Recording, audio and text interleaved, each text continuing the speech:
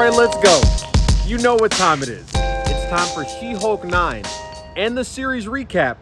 Let's jump right in.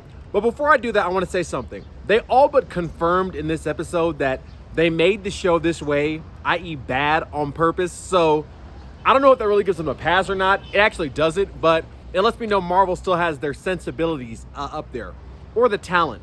Because making a show like this, I don't know if it made them much sense. But they did it on purpose. They did it on purpose. So the positives. At the beginning, one of her friends goes, "Did you try and call Bruce?" Great question. However, had you listened to him in the beginning and just trained him in a Hulk on Hulk Island, you wouldn't have been in this place to begin with. But, you know, I like that quote. Skipping way forward in the episode when she meets up with the AI, and she goes, "Star-Lord, 2 daddies, 2 issues." That was actually funny. Y'all know I will always give credit where it's due. That was a good joke. I like that. Okay, so she ends up rewriting the ending of the entire show, like she herself. So, like, are they trying to say she has reality warping powers? What's going on? Because that makes her obviously pretty powerful. Just something to think about. At the end, and this is a legitimate positive, like an actual positive, they finally brought Bruce back. Like, he was fully hulked up, you know, had his clothes on. He was hulked up. It's always good to see Bruce. It's always good to see Mark Ruffalo, the Hulk. You know, he should have been in the fight. There should have been a fight. But we're just gonna focus on what actually happened. So Bruce was back. That was cool. And he brought someone with him that really was like post-credits level, but right there in the episode, his son Scar. That's a pretty big reveal. For the comic book readers out there, you're very familiar with who Scar is. That's not like a surprise. But to those who aren't, he is the son of Bruce, the son of the Hulk that he had with a lady back when he was on Sakaar during that 2-year blackout period where he was just the Hulk. This is straight from Planet Hulk, straight from the comic books. Very, very cool. It's the son of the Hulk. You saw how yoked up he was. Super powerful. Scar has, you know, all the powers of the Hulk, not to the same extent. Hulk is the Hulk. He's the original Hulk. He has the gas. So he is the strongest. But Scar is definitely up there. He has the DNA, you know, of the Hulk. It's in him. And he also has something called the old power inherited from his mother on Sakaar, which means basically as long as he's in contact with the earth, he can manipulate the earth to do all sorts of like various effects, like move stones, you know, make rocks come out of the ground. It makes his skin harder, which is kind of, you know, funny because he's the Hulk. Skin is essentially impenetrable. It makes him even stronger on top of being the Hulk. So pretty cool. He's got a double stack power. He's a unique character. So the introduction of Scar, that's like real comic lore. So that was really cool to see him in there. And yes, that pretty much wraps it up for the positives. Now for the room for improvement. Okay, you know, let's get into the meat of this. All right. As y'all are well aware, my opinion is this entire show is a room for improvement. But I know that, and Marvel knows that. But as far as this actual episode, they stopped the show literally at the most exciting, at the best moment of the entire season.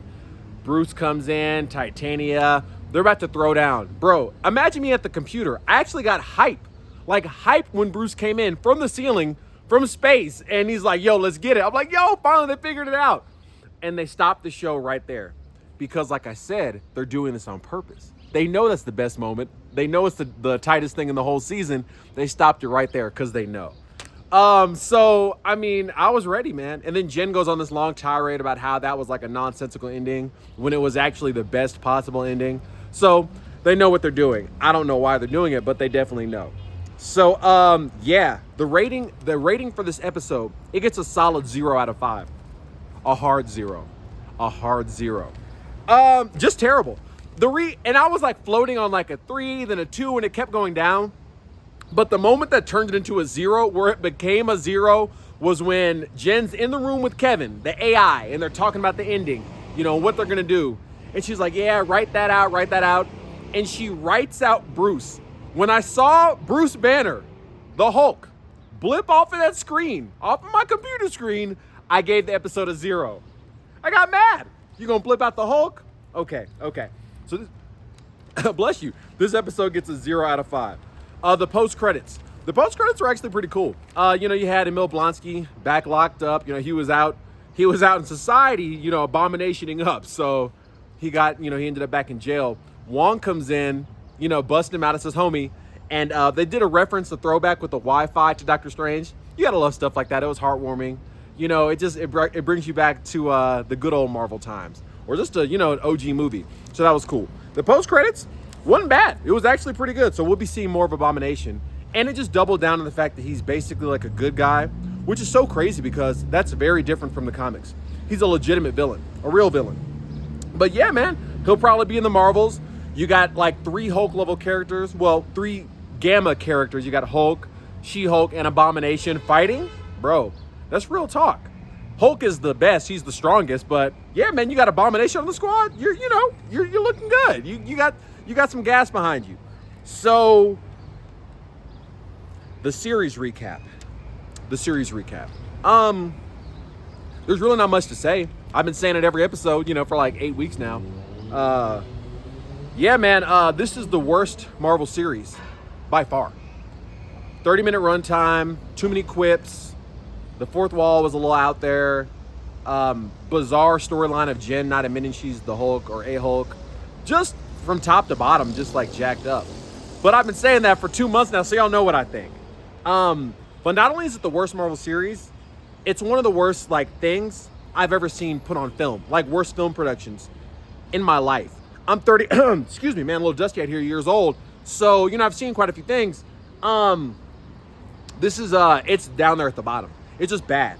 But the thing is that as they tacitly revealed, at multiple points in the story, they did it on purpose. They made it this way on purpose. They could have easily made it good. And they know they could have. The thing is, I don't know why. I'm like, was there a secret inside bet at Marvel? Did someone not, like She-Hulk? I don't know why. She-Hulk's a pretty dope character. Are they setting her up for something like bigger? I don't know. But there was a reason they did this. But whatever that reason is, I sincerely hope that they do not do it again. Because I'm not sure that was worth it. Not sure it was worth it. And they made that joke with Kevin, the AI, that she won't be on the big screen. Yes, you will. Yes, you will. Stop playing. Stop playing with me. She-Hulk, she's one of the most powerful heroes. Without question. You know what I'm saying? So, no, she's a mainline Avenger. She'll be in the Marvel. She's a movie character. She-Hulk, come on now. So, yeah, she's going to be on the big screen no matter what they say. And hopefully they rectify, the issues that they have with her in the series. Because she's a worthwhile character. She's super strong. But, yeah, not on the big screen. Come on, stop playing. She'll be there. Look out for that. Yeah. So overall series rating, it gets a solid and a very sturdy -5 out of 5. -5 out of 5. It's like, did I watch this? Even like the takeaways, there's really not that much to take away. Scar is introduced. Obviously She-Hulk, she'll be around. Believe that. Abomination's a good guy. The most pertinent reveal from the entire series was that the Sokovia Accords were repealed. That was the biggest reveal of the series from episode 8. That's a legitimate reveal. That changes everything. Heroes can be out flexing again in the streets. Crazy. And they put that in She-Hulk. Very interesting. But yeah, nah, man. This was crazy. I've been around a couple moons. I've never seen something like this put on film, where it's just like, did they get a Christmas bonus and they had money to burn? Because it wasn't free to make this. -5 out of 5. Okay, now for the outro. All right. So, yeah, man, that's it. Black Adam is here just in a few days, a week and some change, real soon. I'm going to review that. DC's Last Chance, but I will watch it. It's got The Rock in it, And the trailers look good. It actually looks good, so I'm going to go see that and expect a review on that. Black Panther, you know what it's about. And I like how they tried to couch it in the episode like the CGI team is working on something else, and they played the Wakanda music. Stop playing. Y'all, stop trying to make the show like there's something going on in here. Y'all playing. But that being said, I am excited for Black Panther. The trailer looks great. I personally said it's going to be the rebound. Maybe not rebound because things haven't been too bad, just She-Hulk. But the thing that's going to get Marvel back into where they were, kind of the style of production. There's an Iron Man, variant in the film. So this is the heart of Marvel. I think Black Panther's going to be very good. I project that the trajectory will be, more or less back on track after that. Yeah, Guardians of the Galaxy 3 coming up. It's got Adam Warlock. Come on now. We got some good things on the horizon. Let's just move past this. And yeah, My Hero Academia. That's something I ain't even got to speculate on. Get ready for that episode 3 review. That show is dope. It's always dope. Come on, man. This is My Hero. This is Japan. All right, let me relax. But yeah, get ready for that review as well. I'll have that for you, and that comes out here in a few days. So you know what it is. And as far as today, as far as this lovely morning in Mexico City, that's all I got. Okay, that's all I got. As I always say, because I genuinely mean it, stay up. Always want to be this direction, no matter what happens. This direction. And I'm gonna catch y'all in the next one. Peace.